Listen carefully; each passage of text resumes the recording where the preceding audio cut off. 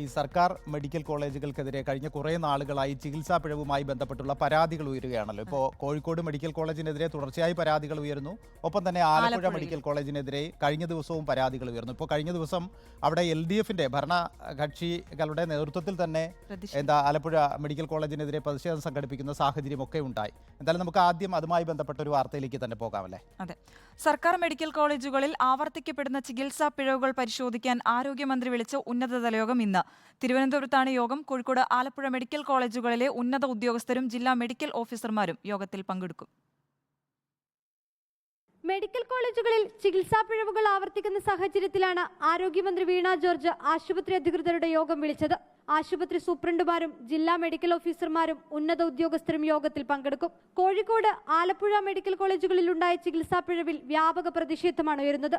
അതിനിടെയാണ് കഴിഞ്ഞ ദിവസം തിരുവനന്തപുരം തൈക്കാട് ആശുപത്രിക്കെതിരെയും ചികിത്സാ പിഴവ് ആരോപണം ഉയർന്നത്.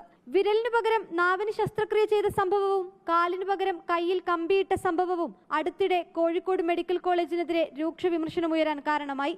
പിന്നാലെ ഡോക്ടറെ സസ്പെൻഡ് ചെയ്യുന്ന നടപടിയിലേക്കും ആരോഗ്യവകുപ്പ് കടന്നിരുന്നു. അതിനിടെ പുന്നപ്ര സ്വദേശി ഉമൈബ മരിച്ചത് ആലപ്പുഴ മെഡിക്കൽ കോളേജിന്റെ അനാസ്ഥ മൂലമാണെന്ന് ആരോപിച്ച് ബന്ധുക്കൾ പ്രതിഷേധിച്ചു. തൈക്കാട് ആശുപത്രിയിൽ ഗർഭിണിക്ക് ചികിത്സ നിഷേധിച്ചതായും ആരോപണമുയർന്നു. സംഭവത്തിൽ വ്യാപക പ്രതിഷേധമാണ് ഉയരുന്നത്. അന്വേഷണവും നടപടികളും ഉണ്ടാകുന്നുണ്ടെങ്കിലും ആവർത്തിക്കപ്പെടുന്ന ചികിത്സാ പിഴവുകൾക്കുള്ള കാരണം പരിശോധിക്കും. ഇത് തുടരാതിരിക്കാൻ കൈക്കൊള്ളേണ്ട നടപടികളും യോഗത്തിൽ ചർച്ചയാകും. റിപ്പോർട്ടർ, തിരുവനന്തപുരം.